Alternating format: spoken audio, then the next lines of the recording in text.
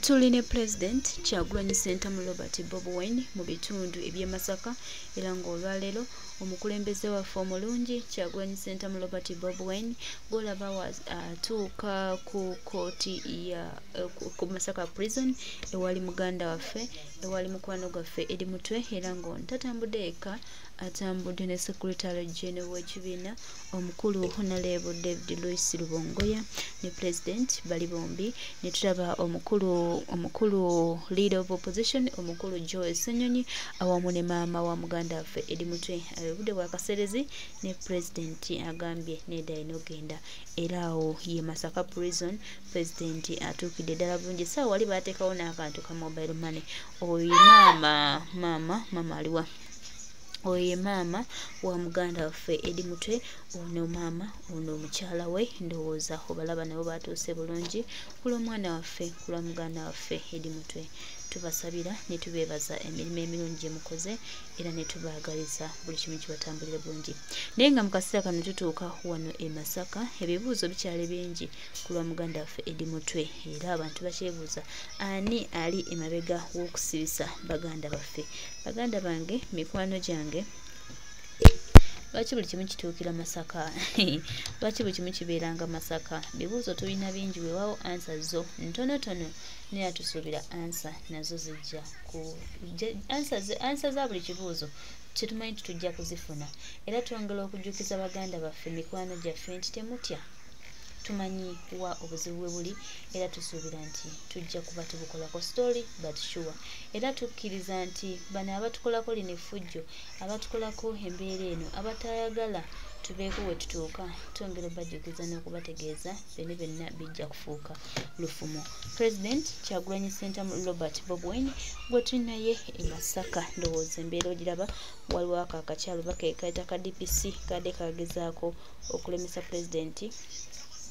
okutuuka obulungi e Masaka naye era President amaze n'abanga ayitawo bulungi era embeera tusuubira nti ejja tambulira ddala bulungi tuli Masaka ku lwa muganda waffe edi mutwe kyetuyinza obbagamba abantu baffe mikwano gyaffe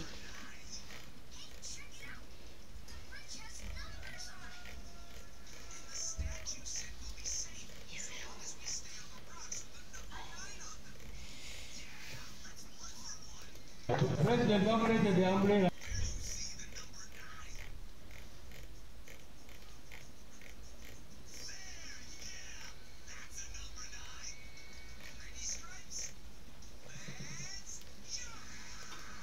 Alan.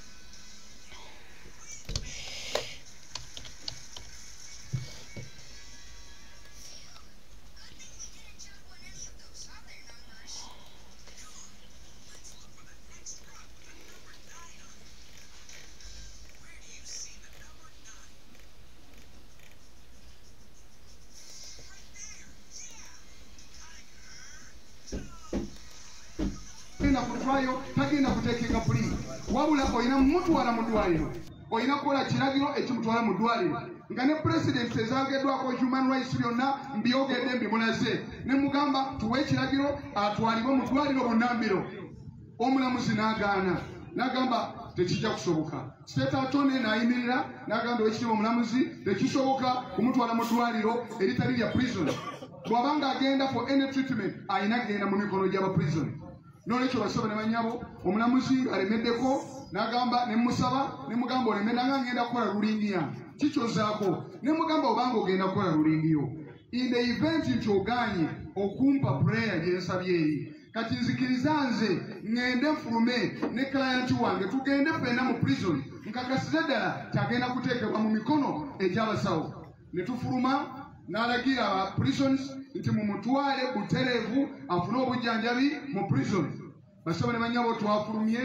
ne batwala edi mutwe nga bamusitudde ne bamutwala mu baasi ya prison jjukira baasi ya prison yazze luvannyuma kubanga mu kumuyingiza mu kooti mu nkukuta teyajjidde mu baasi ya prison yavujjidde mu motoka entono eya saluuni gye mbategeezeza ng'avudde mu barracks ekasijjagirwa n'olwekyo ne tugenda mu baasi nenjogera ne edi mutwe omulundi ogwokubiri ng'alaajana nanga mwamikazi we mu ntaase ngende nfuna obujjanjabi nfa ne tugenda tukanya n'aba prison ne tugoberera emmotoka ne tuyingira mu prison ne batukkiriza ne tusisinkana omukulu wa prison eya Central Prison e Masaka ayitibwa Simon Peter Arunyu n'atubulira procedure zaabwe n'agamba ne bwe muba mwagala mutya sigenda kujja wano eri mutwe temulina ddwaliro gye mumutwala amateeka aganfuga gagamba wano tulina health center 3 mu komera lino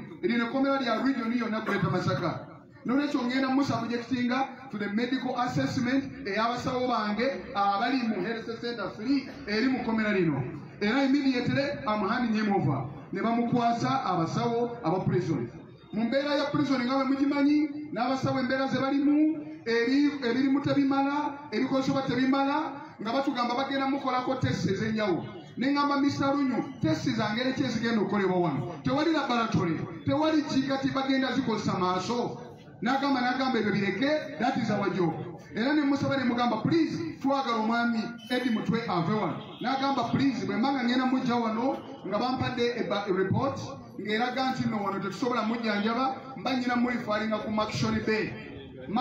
Bay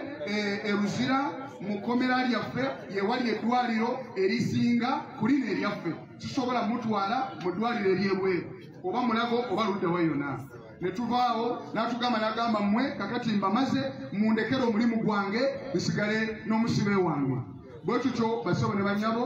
nga tufuluma ne tumusaba twogere ne bannaffe Akirewo Kivumbi wakabiri Gaddafi n'atukkiriza ne babayita ne tutuula nabo ne twogera nabo nga basajja batu balina amaziga gabava mu maaso ne tubagamba ti munaffaze ne bagamba fine katusabe busabi ti munaffe obulamu bwe tubutaasa basabo ne banyabo bwetyo bwe twavuddeyo mukomera ne tuleka Eddie Mutwe ng'ali mu mikono egy'abasawo ab'ekkomera ery'e Masaka mu Central Prison up to now tugenda kukola follow-up tumanyire ddala assessment yatuusa ku ki nakyo ekiddako bwe kityo bwe kyabadde basabo ne banyabo.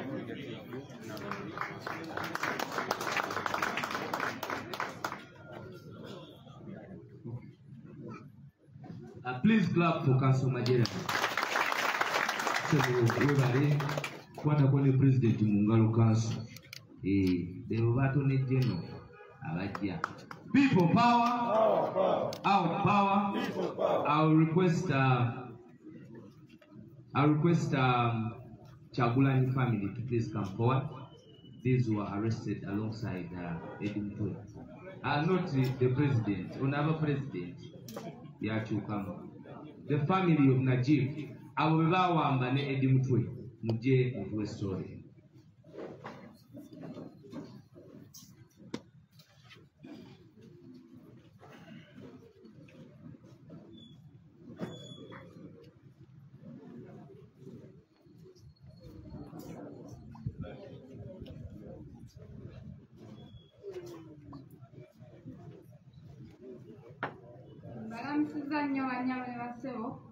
President wa Kenya amanya nze mchala Amerika Aida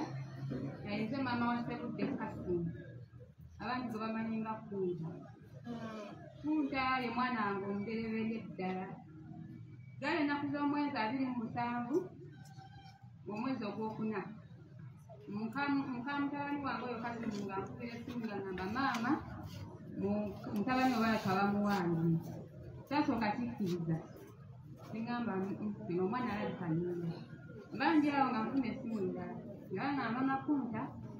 akakunta akaweddemu ng'enjogera y'abavubuka ennaku zino ningamba kaweddemu akaki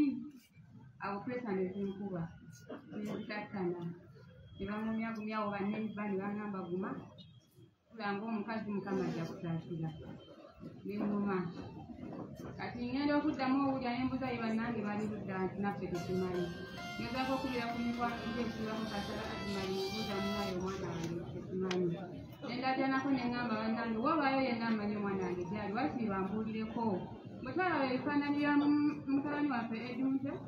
nendowooza nti waabu n'aba mutyo nange wange naamulaba naye saddamu kumulabako era siddangamu kumuwuliza n'essaawa ya leero siddangamu kumuwuliza naye bannaye kati muyandeka bubi ddala nnyo era nkuba omulange eri gavumenti eno ensaasire nga bwendi bwentu Kassim yabadde omwana wange yandabirira yankolera buli kimu okuvira ddala mu kusasula w'ensula mu tujja mu kukola kyonna naye mbadde nsaba gavumenti obange omwana wange we yamutadde wonna nsaba nange manye ngoba wakiri mulabiko obulabi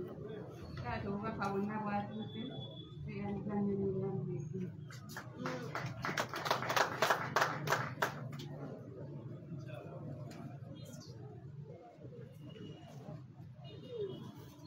Namusize abasaba n'ebyo amanya agange nze kwagala Danira mukyala wa Ssebude Kassim kati zaali emyaka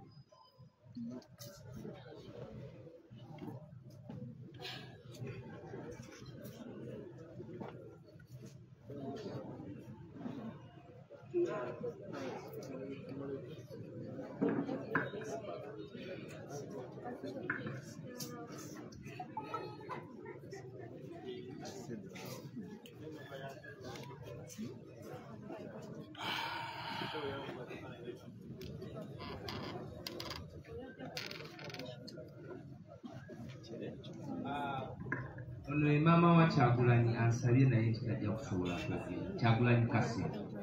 asabye naye nti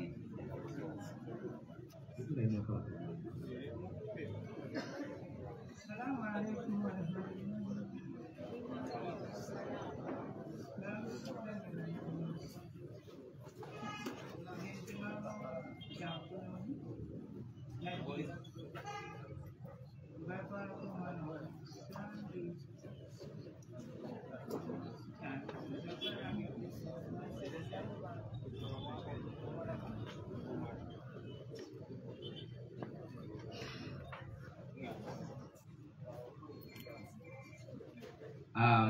I will take this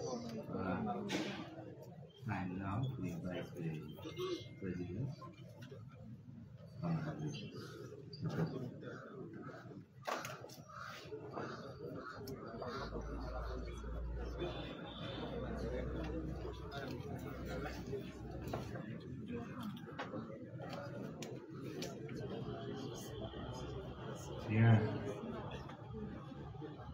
Bulijjo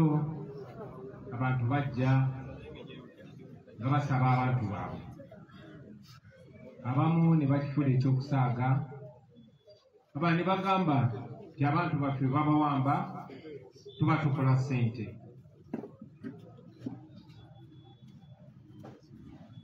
Olulala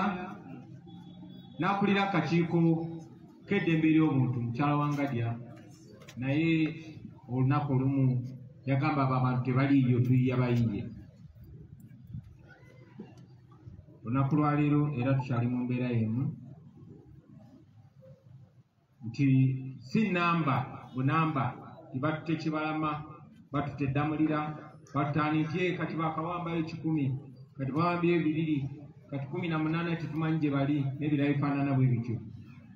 These are not just numbers. Zino si nnamba. Abantu baba b'abantu bataata b'abantu nga Kibalama bwe bambuzaawo nga tetuddangamu mulaba, nga Kanata Muhammad bwe bambuzaawo nga tetuddangamu mulaba, nga babatwala tulaba nga kamera kwe ziri, ne tugenda ku poliisi ne bagamba tebabalina n'ebirala bifaanana bwe bityo. Olunaku lwa leero oyo maama n'omukyala balina omwana waabwe, omwami we gwe bayita Ssebude Kassim yabuzibwawo wamu ne Eddie Mutwe, taddangamu okumanyikako mayitire. Abo mulabye oyo gwe mulabye ye maama w'omuvubuka gwe bayita Kyagulanyi Najibu, bambuzaawo wamu ne Eddie Mutwe, taddangamu kulabika.